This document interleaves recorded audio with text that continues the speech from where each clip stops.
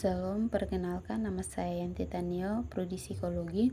Dalam video ini saya akan menjelaskan materi tentang karakter penyintas bencana dan analisis kebutuhan bencana alam serta non alam. Sebelum itu kita mengetahui dulu apa itu bencana alam dan bencana non alam. Nah, bencana alam mencakup kejadian seperti gempa bumi, tsunami, banjir, dan letusan gunung berapi. Sementara itu, bencana non-alam lebih berhubungan dengan kejadian seperti pandemi, konflik sosial, atau bencana industri. Bencana ini mempengaruhi penyintas dengan cara yang berbeda, seperti bencana alam menyintas seringkali harus menghadapi trauma langsung akibat kerusakan fisik dan kehilangan. Mereka mungkin juga menghadapi risiko kesehatan jangka panjang seperti penyakit atau kecacatan akibat bencana. Mempengaruhi penyintas bencana non-alam. Meskipun bencana non-alam tidak selalu menyebabkan kerusakan fisik langsung, trauma psikologis akibat stres yang kepanjangan atau kehilangan sosial dapat lebih menonjol.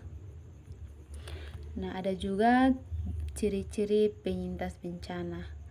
Yang pertama, kepanikan dan ketidakpastian. Seperti rasa takut yang tinggi dan kebingungan di awal bencana. Yang kedua, kehilangan dan keterputus sosial. Biasanya penyintas mungkin kehilangan keluarga, rumah, dan hubungan sosial yang berdampak pada kesehatan mental mereka. Yang berikut, resiliensi dan kemampuan beradaptasi. Sering waktu penyintas dapat menunjukkan tingkat resiliensi dan yang tinggi meskipun membutuhkan dukungan untuk dapat pulih sepenuhnya. Nah, kita masuk dalam analisis kebutuhan penyintas bencana alam dan non alam. Yang pertama, kebutuhan fisik atau kebutuhan dasar. Nah, salah satu kebutuhan utama penyintas pasca bencana adalah pemenuhan kebutuhan fisik. Contohnya makanan dan air bersih, tempat penampungan, penyediaan layanan kesehatan. Yang kedua, kebutuhan psikososial. Kebutuhan psikososial adalah kebutuhan psikologis penyintas seringkali diabaikan, padahal sangat penting untuk proses pemulihan mereka. Kebutuhan ini meliputi dukungan emosional dan psikologis. Yang berikut, sosialisasi dan dukungan komunitas. Yang berikut kebutuhan infrastruktur dan rehabilitas jangka panjang. Setelah bencana, penting untuk memulai upaya rehabilitas jangka panjang yang mencakup pembangunan kembali infrastruktur seperti rumah, sekolah, dan fasilitas publik lainnya. Nah, dalam bencana non-alam seperti pandemi atau konflik, pemulihan ini juga melibatkan pemulihan ekonomi dan sosial. Dari penjelasan ini, saya ambil studi kasus dan contoh studi kasus bencana alam dan bencana non-alam.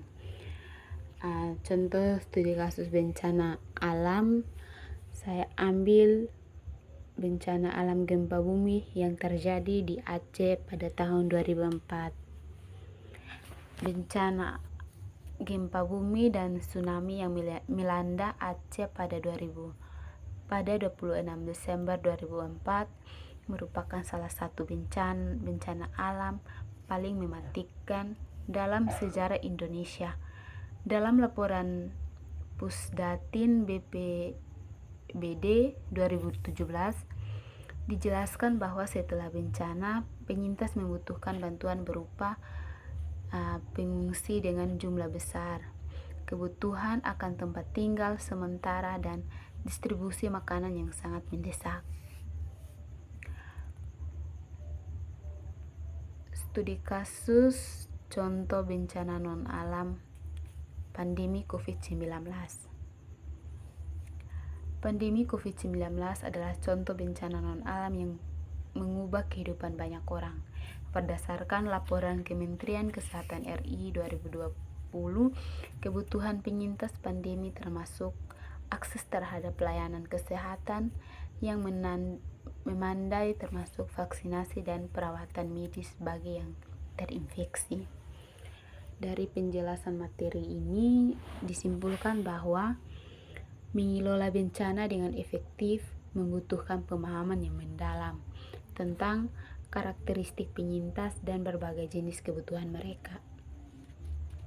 Bencana alam memerlukan respon yang cepat dalam memenuhi kebutuhan fisik, sementara bencana non-alam memerlukan perhatian khusus pada dampak psikososial dan rehabilitasi ekonomi.